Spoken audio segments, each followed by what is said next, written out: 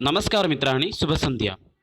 भाषाशिक्षणाय यानि चत्वारि कौशलानि सन्ति तेषां सन्दर्भे अद्य वयं चर्चां कुर्मः। मुख्यतः OSST इति 20-21 ये खलु विद्यार्थिनः सन्ति तेषां कृते अद्यतनसत्रम् अत्यन्तं महत्त्वपूर्णम् अस्ति। यतोहि सत्रेऽस्मिन् वयं चर्चां कुर्मः भाषणकौशलसन्दर्भे। पूर्वं वयं श्रवणकौशलसन्दर्भे विस्तृतरूपेण चर्चां कृतवन्तः। इदानीं वयं केवलं भाषणकौशलसन्दर्भे चर्चां कुर्मः। श्रवणकौशलसन्दर्भे ये अस्माकं वीडियो न दृष्टवन्तः ऐ बटन् मध्ये लिङ्क् अस्ति, तत्र गत्वा द्रष्टुम् अर्हन्ति। संस्कृतभागे शिक्षादानपद्धतिः पुनश्च संस्कृतसाहित्यव्याकरणभागः इति भागद्वयं भवति। तत्र संस्कृतशिक्षणसन्दर्भात् 10 अङ्काः आगच्छन्ति।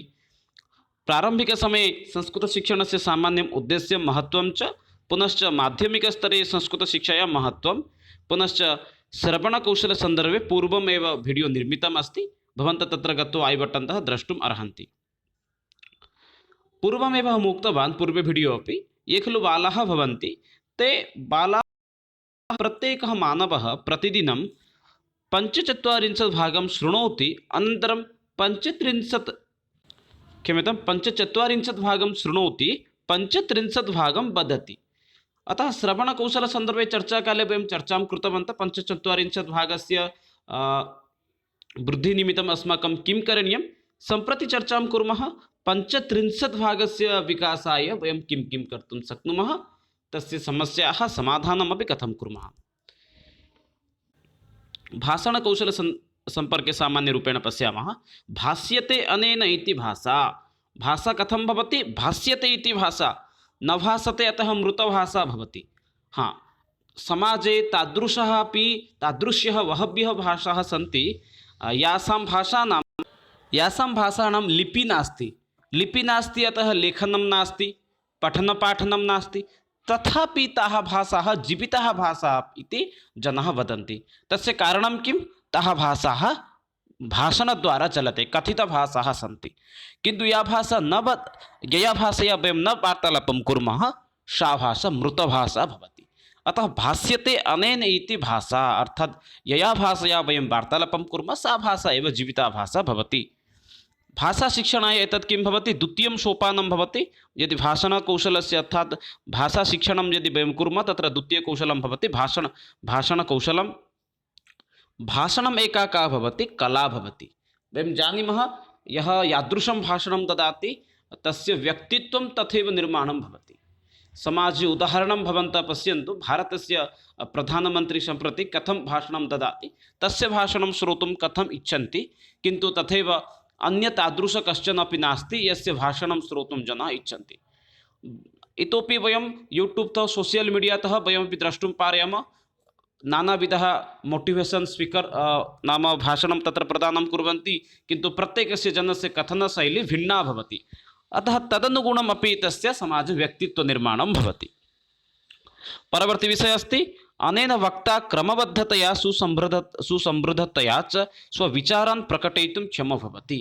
अर्थात् भाषणद्वारा किं भवति? यदि भाषणकौशलस्य विकासं कुर्मः तत्र यः वक्ता भवति सः क्रमबद्धतया सुसमृद्धतया स्वस्य मनोभावं प्रकटयितुं समर्थः भवति, यदि तस्य भाषणे कुशलता अस्ति।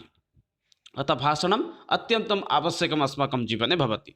बाल्यात् एव अभ्यासद्वारा मौखिकरूपम् अस्माकं परिमार्जितं भवति। यदि बाल्यात् एव यदि वयं प्रयासं कुर्मः प्रत्यहं, तर्हि अवश्यं परवर्तिनिकाले भाविनिकाले अस्माकं मौखिकरूपं किं भवति? परिमार्जितं भवति। बाल्यात् यदि वयं सामान्यरूपेण किञ्चित् कथन अभ्यासं कुर्मः, भाषण इत्यादि दद्मः, तर्हि भाविनिकाले अस्माकं मौखिकरूपम् अर्थात् भाषणस्य विकासः भवति। वर्णात्मकशब्दानां भाव अभिव्यक्ति एव मौखिकं। मौखिकम् इत्युक्ते किं? वर्णयुक्तशब्दानां भाव अभिव्यक्ति। वर्णरूपेण यत् किमपि लिखितम् अस्ति तत् सर्वं भावरूपेण तत्र स्वस्य भावं योजयित्वा एव प्रकटनम् एव भवति मौखिकम् इति। वर्णात्मकशब्दानां भाव अभिव्यक्ति एव मौखिकं भवति। इदानीं पश्यन्तु, वर्णात्मक अर्थात् तं भवति। मुखनिःसृतवाणी एव भवति भाषणम् अथवा कथनम्। अर्थात् अस्माकं मुखात् यत् किमपि आगच्छति तदेव अस्माकं भाषणम् अथवा कथनं भवति। वाणी किं भवति? वाणी चतुर्धा भवति। परा, पश्यन्ति, वैखरी, मध्यमा। एवं प्रकारेण वाणी चतुर्धा भवति।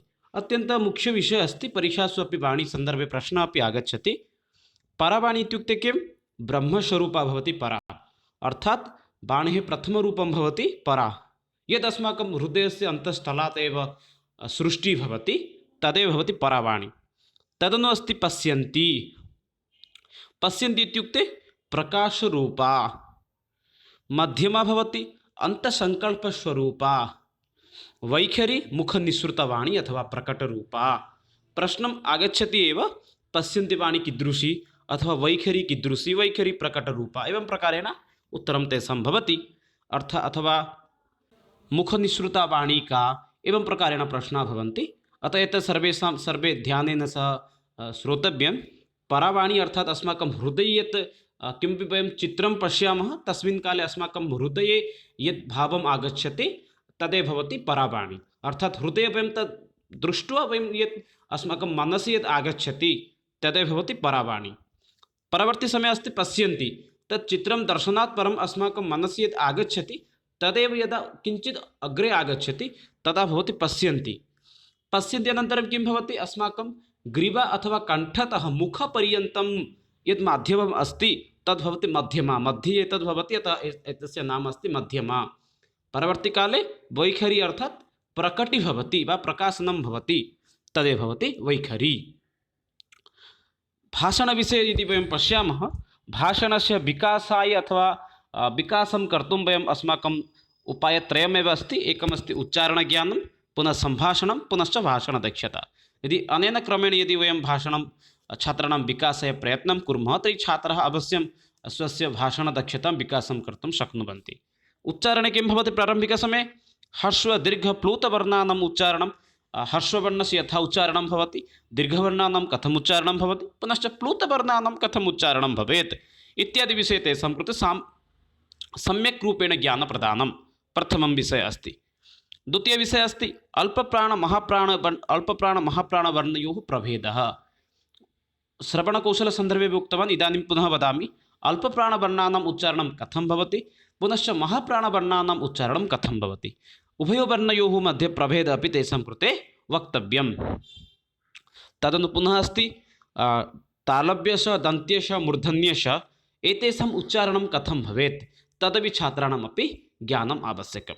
अर्थात् वर्णानाम् उच्चारणविषये यदि छात्राणां सम्यक् ज्ञानं भवति तर्हि भाविनिकाले ते सम्यक् रूपेण अपि भाषणं दातुम् अर्हन्ति एव। स्वरवर्णानां व्यञ्जनवर्णानां च स्पष्टतया भाषणं यदि पश्यामः, ये खलु स्वरवर्णाः सन्ति पुनश्च व्यञ्जनवर्णाः सन्ति, तत्र अपि किञ्चित् अस्माकं ध्यानं भवेत्। प्रत्येकस्य वर्णस्य स्पष्ट उच्चारणम् अपि भवेत्। अल्पप्राणमहाप्राणयोः भेदं प्रदर्श्य भाषणं।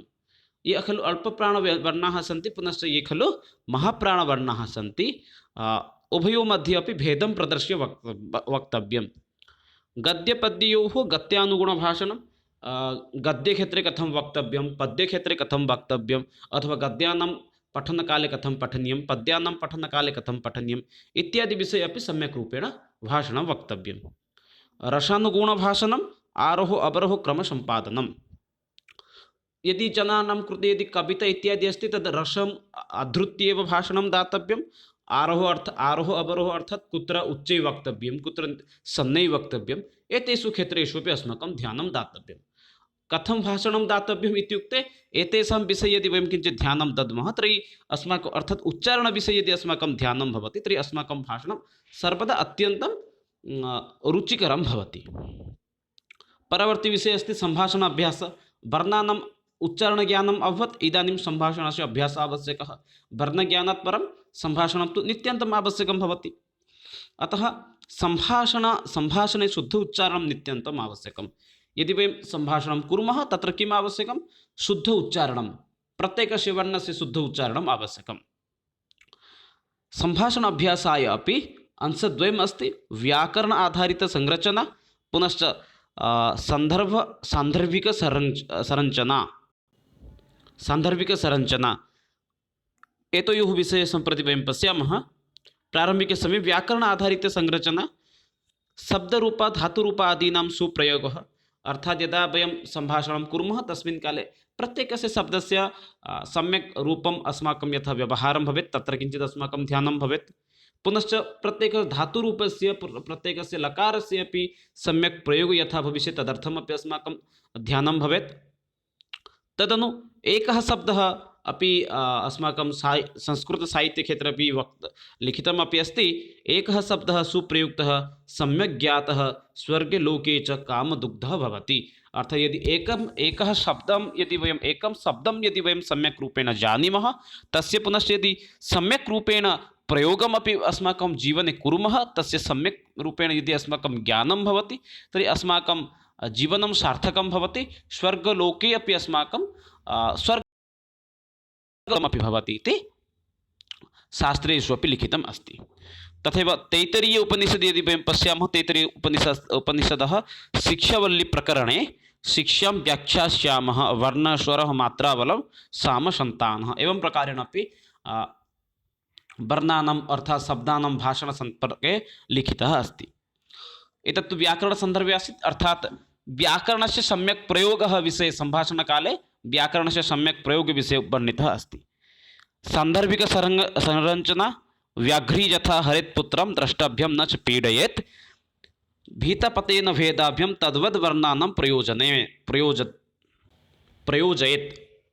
अर्थात् यथा सन्दर्भसंरचना, संदर्भ अर्थात् यथा शिक्षकः किं करोति, कक्षायां पाठनकाले मध्ये मध्ये एकं सुभाषितम् एका सूक्तिं सः वदति, तथैव तद् सर्वं छात्रः किं करोति, अस्माकं स्वस्य जीवने अपि स्वीकरोति। तथैव भाषणकाले अपि अस्माकं तत्र ध्यानं भवेत्। यथा यदा कदापि वयं भाषणं दद्मः, मध्ये मध्ये सुभाषितानां प्रयोगः भवतु, सूक्तीनाम् अपि प्रयोगः भवतु, तत्रापि अस्माकं ध्यानं भवेत् यथा तस्य प्रयोगः अपि सम्यक्तया भवेत्। कदाचित् यदि अस्माकं रूपं यदि स्मरणे न आगच्छेत्, धातुरूपाणां यदि स्मरणे अस्माकं न आगच्छेत्, तर्हि तत्र वयं किं कुर्मः, तत्र प्रत्ययस्य प्रयोगं कुर्मः। अतः एतेषु विषयेषु अस्माकं किञ्चित् ध्यानं यथा कथञ्चित् अपि भवेत् एव। भाषणकौशलस्य विकासाय वयं किं कर्तुं शक्नुमः, तस्मिन् विषये सामान्यरूपेण चर्चां कृत्वा अग्रे सरामः। वयं भाषणकौशलस्य विकासाय सम्भाषणशिबिराणाम् आयोजनं कर्तुं शक्नुमः। यतोहि इदानीं किं भवति, संस्कृतेन सम्भाषणं तु जनाः तथा न कुर्वन्ति। अतः छात्राणां किं भाषणकौशलस्य विकासाय वयं स्वविद्यालये वयं सम्भाषणशिबिराणाम् अपि आयोजनं कर्तुं शक्नुमः। अनेन किं भवति, छात्राणां मौलिक अभिव्यक्तेः विकासः भवति। सम्भाषणेन छात्राणां किं भवति, मौलिक अभिव्यक्तिः अर्थात् सामान्यरूपेण ते यत्किमपि अभिव्यक्तिं कर्तुम् इच्छन्ति तस्य विकासः भवति एव। अतः विद्यायाः प्रमाणविषये चाणक्यः किं वदति, विद्या प्रमाणं मुखं भाषणं। कश्चन विद्यावान् अस्ति अथवा ज्ञानवान् अस्ति इति कथं वयं जानीमः, यदि सः मुखेन वदति तर्हि तस्य प्रमाणं वयं प्राप्तुं शक्नुमः। यतोहि लेखनेन तु किं भवति, कस्यचित् हस्ताक्षरं सम्यक् नास्ति अथवा कश्चन लेखितुं न शक्नोति, किन्तु अतः अन्ते किं भवति, इण्टर्व्यू भवति।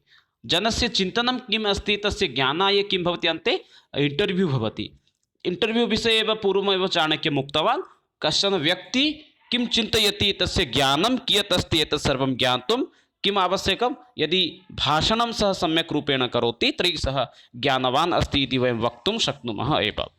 परवर्तिविषयः अस्ति, साम्प्रतिकयुगे यदि वयं संस्कृतसम्भाषणस्य यदि विकासं कर्तुं शक्नुमः, यदि इच्छामः, यदि वयं छात्राः संस्कृतेन वदन्तु इति, तस्य कारणं किं भवेत्, साम्प्रतिकयुगे वयं श्रवण अभावः भवति। अतः यदि भाषणे यदि ध्यानं वयम् अधिकं दद्मः तर्हि भाषाविकासः सम्भवति।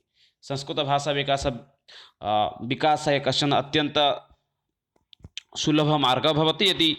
यतोहि इदानीं तु श्रवण अभावः अस्ति एव, संस्कृतस्य पत्रिका, संस्कृतचलच्चित्राणि न आगच्छन्ति, रेडियो मध्ये अथवा दूरदर्शने एव प्रातःकाले संवादे एव किञ्चित् आगच्छति। अतः श्रवणस्य अभावः अस्ति। अतः यदि वयं भाषणसम्पर्के किञ्चित् ध्यानं दद्मः तर्हि छात्राणाम् अवश्यं संस्कृते विकासः भविष्यति वा भाषाशिक्षणविकासः भविष्यति। अतः छात्राणां भाषणकौशलस्य विकासः यदि वयं चिन्तयामः तर्हि अत्र मार्गत्रयमेव उपलब्धः अस्ति। प्रारम्भिकसमये अस्ति मानसिकविकासः, मानसिकभारसाम्यसुरक्षा, पुनश्च ध्वनितत्त्वानां सम्बन्धितज्ञानं, पुनश्च पुनः प्रयासः। एवं प्रकारेण अत्र प्रकल्पत्रयं यदि वयं चिन्तयामः तर्हि अस्माकं तत्र सर्वं सम्भवितुम् अर्हति। मानसिकक्षेत्रे विकासाय वयं किं कर्तुं शक्नुमः छात्राणां कृते पुराणादिविषयेषु यत् किमपि लिखितमस्ति तत्सर्वं वयं तेषां कृते दद्मः नीतिशिक्षा इत्यादि अपि दद्मः पुनश्च तानि सर्वाणि अपि वक्तुमपि प्रेरयामः। तदनु ध्वनितत्त्वानां सम्बन्धने विषये अपि ज्ञानम् आवश्यकं। पूर्वमेव बहुवारं अहम् उक्तवान् भाषणक्षेत्रे सर्वोत्तमविषयः भवति उच्चारणम्। अतः स्वरव्यञ्जनवर्णानां यथा स्पष्टतया उच्चारणं भवेत् तत्र ध्यानं भवेत्। अल्पप्राणमहाप्राणवर्णानां यथा भेदं भवेत् तत् भेदं दृष्ट्वा एव यथा ते वदिष्यन्ति तत्रापि अस्माकं ध्यानं भवेत्। गद्यपद्यगत्यानुगुणम् अपि तेषां भाषणं भवेत् तत्रापि ध्यानं भवेत्। अन्ते अस्ति रसानुगुणं भाषणम्, अर्थात् स्थितिं परिलक्ष्य यदि भाषणं दद्मः तैः अपि छात्राः सम्यक् रूपेण श्रोतुम् इच्छन्ति। अन्ते अस्ति पुनः प्रयासः, अर्थात् छात्राः वारं वारं यथा प्रयत्नं करिष्यन्ति तत्र ध्यानं भवेत्। अतः सभासु प्रतियोगितासु तेषां यत्र कुत्रापि समस्या भवति तत्रापि अस्माकं ध्यानं भवेत्। यथा तस्मिन् क्षेत्रे तेषां भयस्य निवारणं भविष्यति तत्रापि वयं यदि ध्यानं दद्मः छात्राणां भाषणक्षेत्रे अवश्यं स्पष्टताम् आगमिष्यति, ते भाषणक्षेत्रे अधिकं दक्षतां प्राप्स्यन्ति। भाषणे इतोपि कानिचन बिन्दवः सन्ति, तेषां विषये सामान्यरूपेण समालोच्य वयं प्रश्नोत्तराणां विषये आलोचनं कुर्मः। भाषणकौशलविकासाय प्रारम्भिकसमये भवति स्वरवर्ण पुनश्च व्यञ्जनवर्णानां स्पष्टतया भाषणम्, अल्पप्राणमहाप्राणवर्णयोः सामान्यभेदं प्रदर्श्य भाषणं, गद्यपद्यानुगुणं गत्यानुगुणं भाषणं, रसानुगुणं भाषणं, भावानुगुणं समुचितभाषया उपयोजनम्, अर्थात् भावम् अस्माकं द्रष्टव्यं। छात्राः किम् इच्छन्ति, छात्राः गपम् इच्छन्ति अथवा कथाम् इच्छन्ति तदपि दृष्ट्वा यदि वयं भाषणं दद्मः तत्रापि लाभः भवति। यथा प्रधानमन्त्रीमहोदयं पश्यन्तु, यत्र कुत्रापि गच्छन्ति प्रारम्भिकसमये वाक्यद्वयं तत्रत्य भाषाम् आधृत्य एव वदन्ति, येन छात्राः तत्रस्थजनाः अत्यन्तम् आनन्दिताः भवन्ति। पर्याप्तकण्ठस्वरेण भाषणसम्पादनं, तदनु श्रोतॄणां यथा भावः आगतो भवति तथा भाषणदाने प्रेरणाप्रदानं। श्रोतारः यत्किमपि श्रोतुम् इच्छन्ति तस्मिन् क्षेत्रे यदि वयं ध्यानं दत्वा यदि भाषणं कुर्मः तेन अपि अस्माकं लाभः भवति। विरामः अर्धविरामानाम् अनुगुणं भाषणं। कुत्र विरामचिह्नम् अस्ति तत्र किञ्चित् कालः स्थातव्यः, यत्र अर्धविरामः अस्ति तत्रापि सामान्यरूपेण स्थातव्यः। यदि एवं प्रकारेण यदि वयं भाषणं कुर्मः तेन अपि छात्राणां विकासः भवति एव। इदानीं प्रश्नद्वयस्य अभ्यासं कुर्मः। ये खलु ये प्रश्नाः विगतवर्षेषु अपि आसन्। किं वर्णस्य उच्चारणस्थानं न भवति, वर्णस्य उच्चारणस्थानम् एतेषु कः न भवति? सम्यक् उत्तरम् अत्र भवति पादः वर्णस्य उच्चारणस्थानं न भवति। परवर्ती प्रश्नः अस्ति, मनुष्यस्य वाणी यदा प्रकटिता सा भवति। अत्र सम्यक् उत्तरं भवति पश्यन्ति इति। यतोहि परा भवति वाणेः उत्पत्तिस्थानः, प्रकटनं भवति पश्यन्ति स्थाने, वैखरी प्रकाशितं भवति, अत्र पश्यन्ति न भवति, अत्र सम्यक् उत्तरं भवति वैखारी इति। क्षम्यतां, सामान्य अत्र दोषः भवति एव। वैखरी भवति एव प्रकटीभूता, पश्यन्ति भवति प्रकाशरूपा। पश्यन्ति प्रकाशरूपा भवति, वैखरी प्रकटीरूपा भवति। अत्र सामान्य दोषः जातः। प्रकाशनम् एवं पुनश्च प्रकटनं मध्ये प्रभेदः अस्ति एव। अत्र पश्यन्ति प्रकाशरूपा, वैखरी प्रकटरूपा, अत्र अन्ते मध्यमा भवति, मध्यमरूपा एव भवति। अतः सम्यक् उत्तरम् अत्र यदि वयं पश्यामः सम्यक् उत्तरम् अत्र भवति वैखरी इति। मित्राणि, एतदेव आसीत् अद्यतन कश्चन अत्यन्तं महत्त्वपूर्णभागः यत्र वयं भाषणकौशलसम्पर्के चर्चां कृतवन्तः। पुनः मिलामः अग्रिमसत्रे, तत्र चर्चां कुर्मः पठनकौशलसन्दर्भे। तावत्पर्यन्तं विरमामि मित्राणि। जयतु भारतं, वदतु संस्कृतं, वन्दे मातरम्। धन्यवादः मित्राणि।